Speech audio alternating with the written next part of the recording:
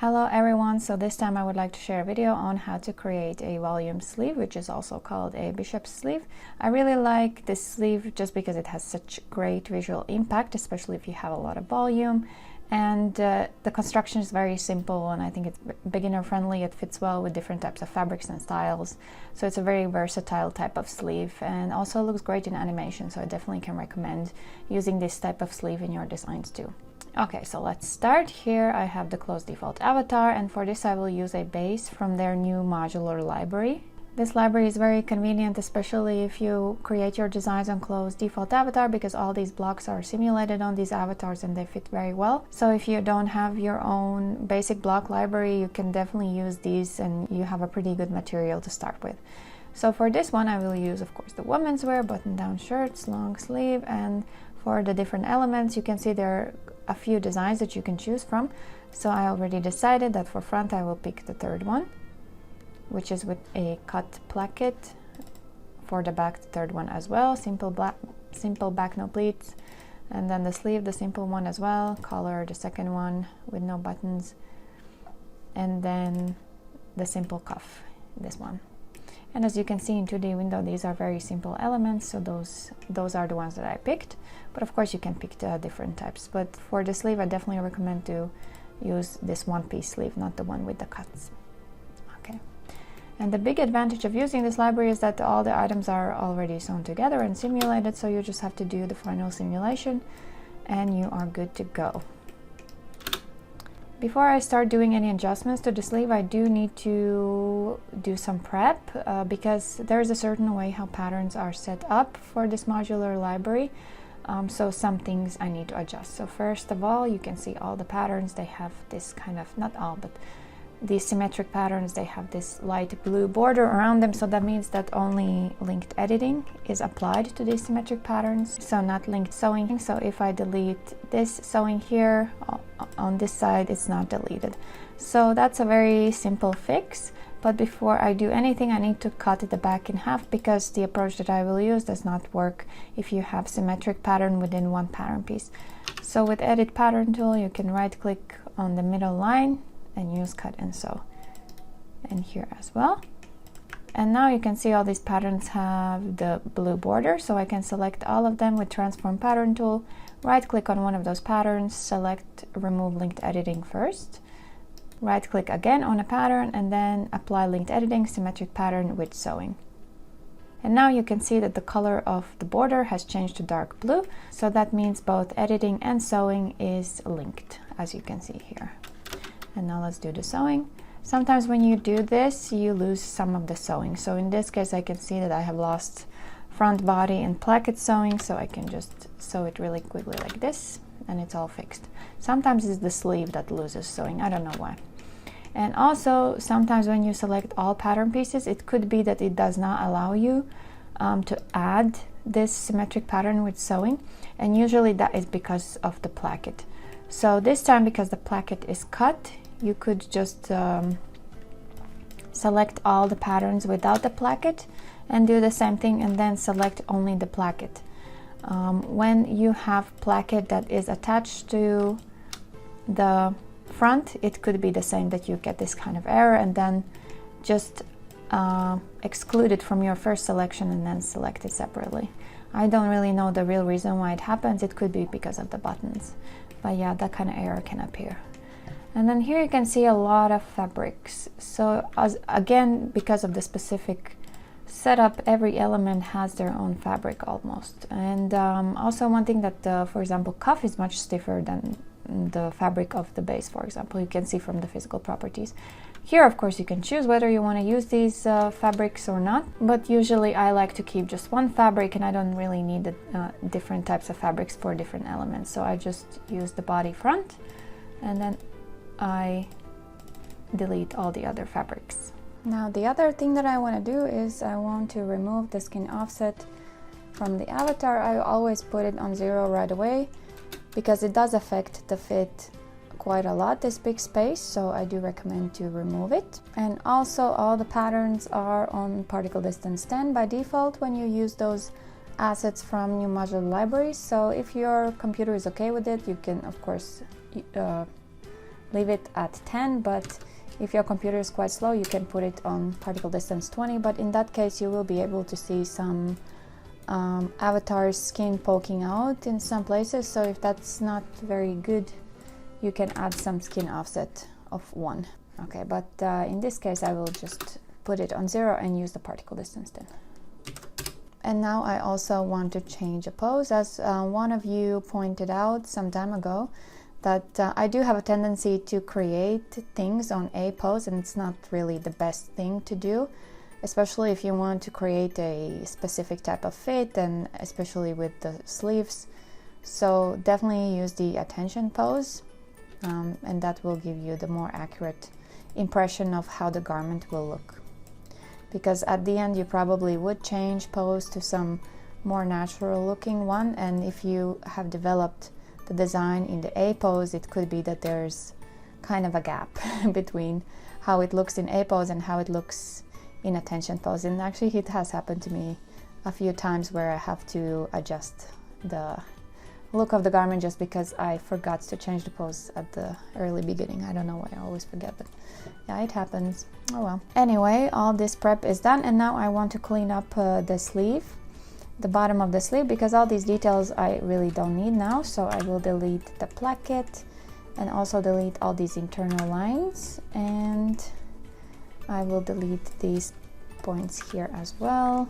And I also want to adjust the cuff, because here, as you can see, it has the overlap where the button goes, but for now I really don't want to keep it, so I will just remove it, just so that it's not in my way during the simulation.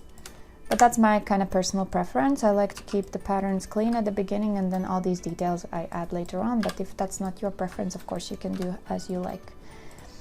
And then also I will delete this sewing here, and here is the sewing, some kind of sewing. Oh, this is the fold sewing. Okay, and then here I want to add one point, which will be the slit that I want to create at the end. And now I will create the sewing. So because the slit will be here, the opening of my cuff will also be here, so this point will match this point, and this point is what I use for reference for sewing. So I have to start with this line and then hold down shift and select these two lines for the second sewing line. Okay, and then simulate, and this is basically the starting point. And I have to delete these extra pieces. Okay, and often I also move this thumb away so it's not so unnaturally spread. This is, I think, more relaxed look, how people keep their hands. And then about the cuff, I also like to keep it quite stiff, so I add the stiffest bond. So this design is not meant to be produced in real life, so this is for 3D visualization. So I'm not really following so much like how it should be in real life, that kind of rules.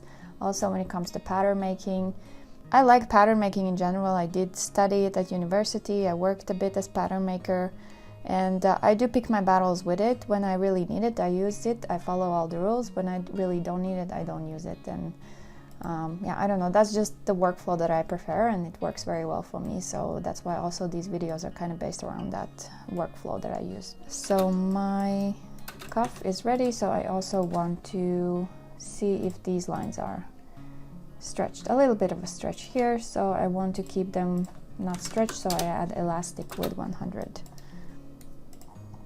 Okay, so that's gonna be my cuff. And now I can also delete these baselines here. I don't really need them. And I will create 2 different volumes of sleeves, so I will remove linked editing here. Okay. So now I will start creating the volume at the hem of the sleeve, and it is really simple. So usually you might see this kind of icon if you haven't used the fullness line before. So when you click and hold on it, you see this fullness line function, and that allows you to spread one line very easily. So first, as you can read in the 2D window, it says click on a start and end point to select the fullness line. So fullness line will be this hemline here. That's where we will add the volume. And then this will be the slash line. And then in this window, you can see that the fullness line is this length, the slash line is this length, and we will add some distance here to create more volume. So I will start with 40 centimeter. And also, as you can see, you have to choose direction, and it's better to choose both because then it will symmetrically add this distance to each side. And press OK. Okay, and now I can also freeze all these patterns that I don't need, and you can simulate either like this, or if you want, you can also rearrange around arrangement point. And here maybe it's better to adjust the offset. This is the offset, it's hiding a little bit. Here, this is the offset. A little bit like this. Okay. Okay, so here is our sleeve. It looks quite nice. And this is just the first step. So there's a lot of refinement that you can do, and also you can unfreeze the body to let the sleeve interact with the body and the armhole as well, like this. Usually I think it's best to already decide what kind of silhouette you will have for your base, because at the beginning it's easier to handle the armhole and all the changes. If you do a lot of changes to sleeve like this, adding volume, I think it's a bit more difficult to make to do adjustments to armhole. So I would recommend, before adding the volume, work on the armhole and make the one that you want to have. Okay, and now there are a few things that you can do. So for example, one thing that I really recommend is adjusting the sewing here. So where the sleeve is attached to the cuff, usually there is certain fold strength. So fold angle is always 180. So this sewing is trying to keep the area around it straight. So you can see it's kind of like this. So if I switch off the fold strength and simulate, you can see the software allows the fabric to fall down. So there's like fall over effect. So you don't have to do it. If the previous result you like better, you of course can keep it, but I do recommend putting it on 0. Okay, and now we can do some adjustments to the hemline. So if you like this kind of look, you can keep it. But as I saw some of the videos that show how to do proper pattern making for this kind of sleeve, usually they do add some more volume to this area where your elbow is, somewhere here. And so for that, we would need some curve points. So I will convert this to curve point, and I will delete all these crazy curve points because I don't need them. 3 is enough. And then by using these curve points, I will just drag this one down, then maybe this one as well. So you can see this is my original length of the sleeve, so I'm adding a little bit. So there's more space, and there will be more like fall over the cuff, like that. So let's see what happens once I simulate. You can see that the shape really changes, and just because there's more length here, the angle of this cuff changes, so it kind of falls a little bit more like this. It's not so straight as before. When you have very tight fitted cuff, then of course it doesn't fall like this, and you would have more fall over like this. So here you can really explore what every movement looks like in 3D, and then you can find the best kind of shape that fits what you imagine. And then here you can really experiment, maybe add more volume here, and it's also suggested to reduce a little bit here, just so that your corners can match nicely. Yeah, here I added more, so you see now I have this kind of nice shape like that, which I personally really like, this kind of shape.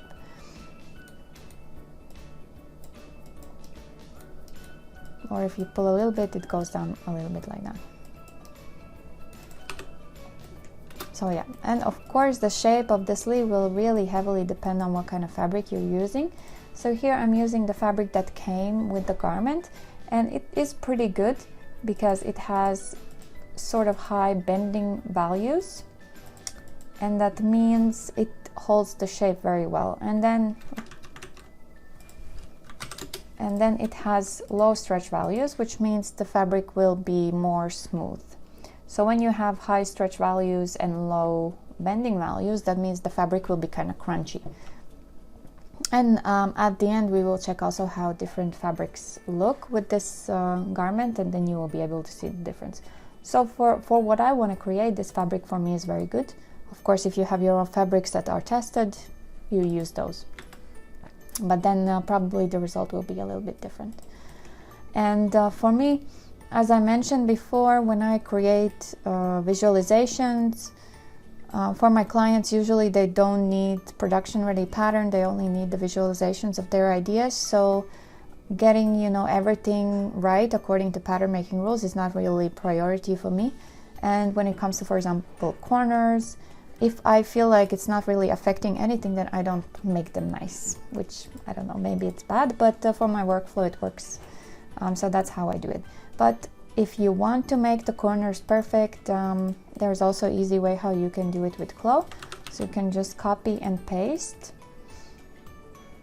So create another pattern piece, and then there is this walk pattern function, and then you can select one point, move it to the other. So this is the original sleeve, so I move it here, and then walk a little bit, right click and move walked pattern to intersection. And then here you can match it, and then you can see that the corners are quite nice. It's not like something like this, so it's a very smooth, nice line, so I don't really need to do anything. But in case there is, for example, more sharp bend like this, maybe you want to adjust a little bit at this corner as well. So that's up to you in what kind of context you work and what kind of quality of pattern you need. Okay, so far looks good.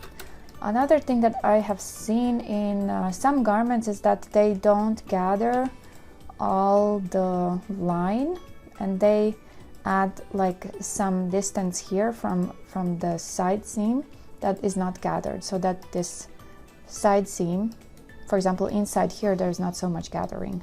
Also depends whether you want to do it or not, but I will do it. So I will add 2 centimeters to each side, so this part will not be gathered. I think also 1 centimeter is fine. I think the one garment I saw that it was 1 centimeter. And then here it's a bit tricky because you have to find the point here from which you will put those 2 centimeters to each side. So in this case you can use sewing as a guide. So here you can see that the sewing ends here. So this is the point that we need. So right click on the sewing on the cuff and then add point to pattern on end. Here. And here you get the point. And from this point to each side 2 centimeters. And now you have to adjust the sewing a little bit. So this one should go only until this point. And this blue one as well, only until this point. And here as well, only at this point, only until this point. And then you have to create new sewing. This and that. And for this new sewing, change fold strength to 0. And let's see what's the difference. Again, whether or not that's necessary, that's really up to you, whether you want it. And you can see that the bulkiness of the gathering is reduced here, so it's a very kind of straight.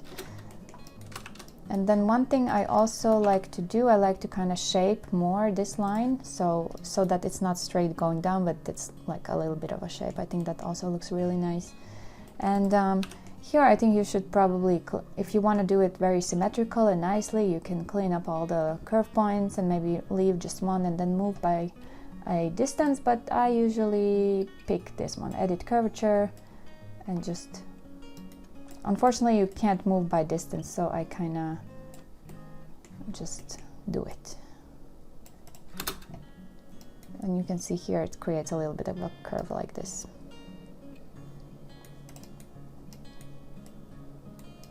Yeah, so these are just the small things that you can do. This is not really that good looking line. Maybe that's better. And here you can also think whether maybe it's nice to add some additional length. So usually I just move line like this. Maybe I will add 2 centimeters to see how it looks. So it allows the cuff to really freely fall on the hand. So there is no length that is keeping it up, and then also the fall over is a little bit bigger.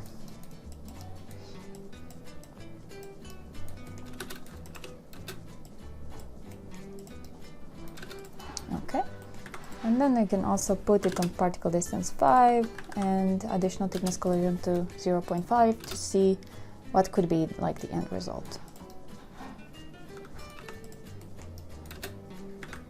Also, you can of course add it to all of your garments and see how it looks in general. And another thing, if you work with tested fabrics and want to see accurate representation of your fabric, I definitely recommend using fitting accurate fabric. That will give you a more accurate representation of the shape. I can't say I use it a lot because usually I don't work with tested fabrics. I create my own fabrics depending on the look that I want to achieve.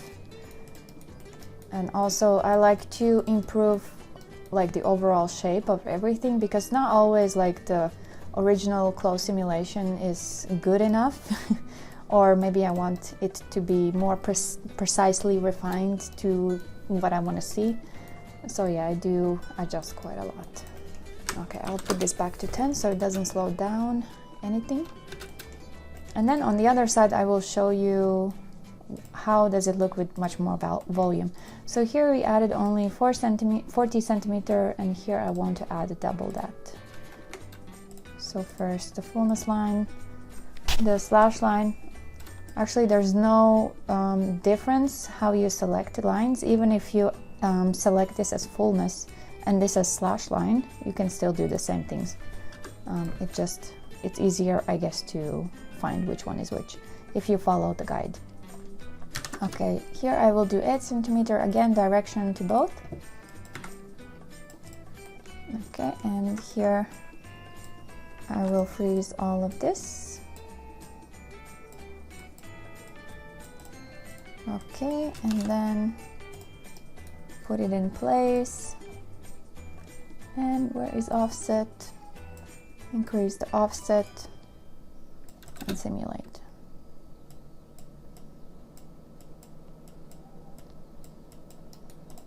And this I will unfreeze. Here you can see there is really a lot of volume, and it definitely feels like there's need to be more length added to this sleeve. So I select and I will pull down and add 3 centimeter. And then the same thing I did for this sleeve. I want to create more length at the back so there's more fall over here. So I will convert to curve point this one, and I will delete every second curve point like that.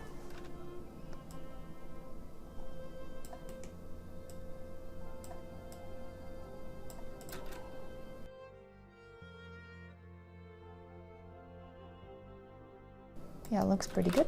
And I do still feel like I need more length.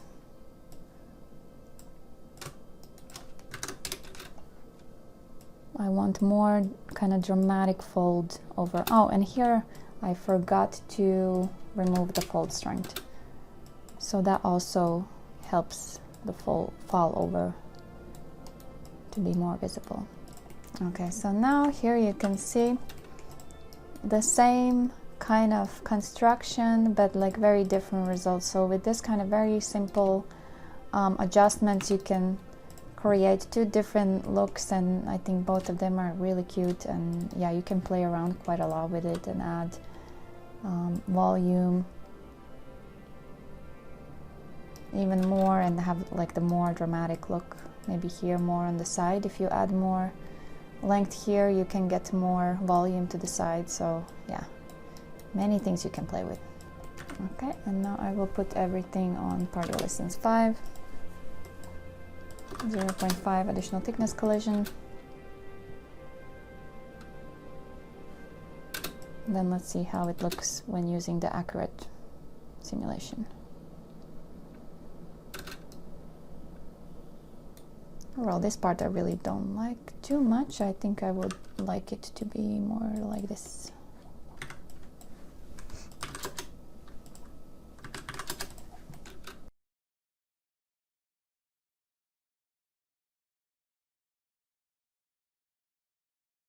Okay, so I think I'm finished with the small adjustments, and I also improved a little bit the color because it was starting to look really sad. And anyway, I wanted to mention one trick that I also like to use when I visualize this type of voluminous sleeve.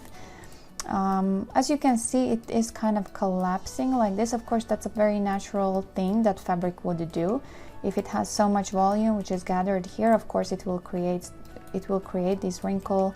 And especially it's not like neoprene that doesn't create wrinkles, right? It creates them, and it's not stiff enough to keep everything here straight. So yeah, very natural look. However, if your idea is to have something more stiff and you want to visualize that idea in 3D, there's also one funny trick that you can use to help out your visualization. Of course, this is not to be used if you are using tested fabrics, because this essentially is manipulating the original and accurate simulation. So as I think I also already mentioned that, so I add pressure, and let's say this is before your final render. You're ready to render, but you want to improve this look a little bit, so keep everything on particle distance 5 and don't change anything here, but freeze everything and add this pressure, and then allow it to simulate a little bit with this pressure. And then remove the pressure, and then allow it to simulate a little bit. You can help out the simulation to maybe fix the side. Oh, I let it simulate too much. Maybe like that. And then it collapses slowly, so you can find that point where you want to finish. For example, this. Okay, this look I like. It's collapsing a little bit, but still it's quite clean, the look. And perhaps that's the volume and look that I want. So I will leave it as that. It does look a little bit fake, to be honest, but well, you never know. If I put again, and then put 0 again. Simulate many times, and then, yeah, you can kind of control how much it collapses. It does look a bit like puffed up, but, well, I think it still looks nice. Okay, so this will be the final look. I'm not going to touch it again. And now it's time to see how it looks with different types of fabrics. I think I mentioned before, this fabric I think is perfect for creating visualizations where you want to like communicate your design idea or volume or silhouette, but you're not really working with tested fabrics or accurate patterns, but you want to just communicate your design, basically. I think this fabric is perfect for that. It's a little bit stiff, it's stretchy, so it creates this very smooth surface. You don't get any like unnecessary wrinkle, so I really like this fabric. And I can tell you from like experience, I used to work for a company, and I think I've mentioned that before. The decision makers were very particular and very detail oriented, and they were not very positive about 3D in general. So every single thing that would be wrong with the visualization, they would find it and complain about it. So I don't know how many times I've heard this: remove this wrinkle, remove that wrinkle, I don't want to see this wrinkle. Like at the end I think I turned into like a wrinkle designer or someone. So, you know, having this kind of fabric that makes everything smooth and perfect, where there's no wrinkles that would make people, you know, criticize the 3D garment, was very useful for me. So I don't know if that happens for many people, but that's my experience. So yeah, sometimes it's not good to have these wrinkles, special wrinkles. So for example, if we go and add this fabric here, which is a stiff one, it doesn't have good stretch, so it's very stiff one. You can see it will create many kinds of wrinkles that in a clean simulation you don't really want to see. And I think, for example, if you create sportswear like parkas and then stuff like that, where you use these very light fabrics that are very crunchy, this look is perfect because it, you know, it shows that the fabric is crunchy. It shows the properties of the fabric, and I think it looks great. But if you make like some formal wear where everything has to be clean and the overall style of that wear is a clean style, then, you know, this kind of extra wrinkle does not look good. And yeah, if you want to show perfection, then fabric can help you a lot to avoid this kind of wrinkle. But of course this can be a look too. I just feel like the base probably is too tight for this kind of fabric. As you can see here, there is a lot of wrinkles here, which means it's too tight, definitely. The fit is not great at all. Okay, but it's probably for more stretchy fabric. And then if we, for example, take this one, you will see the difference. It will collapse more. And you know, the look is still rather accurate because, of course, if you use a cotton fabric, it will not be so silky, smooth, and perfect like silk fabric, right? Or stretchy silk fabric. So, you know, this look is also pretty accurate, I would say. So yeah, here you can play with volumes, with fabrics, with silhouettes. I think many places to explore here when it comes to this sleeve. And I haven't done many of those. I have done just a few. And yeah, I really liked how you can manipulate the volume in different ways. For example, adding darts or adding pleats, and you can add cut lines and all kinds of things. So it's a very fun detail to work with. Okay, so this is it for the video. Thank you for watching and have a good day. Bye.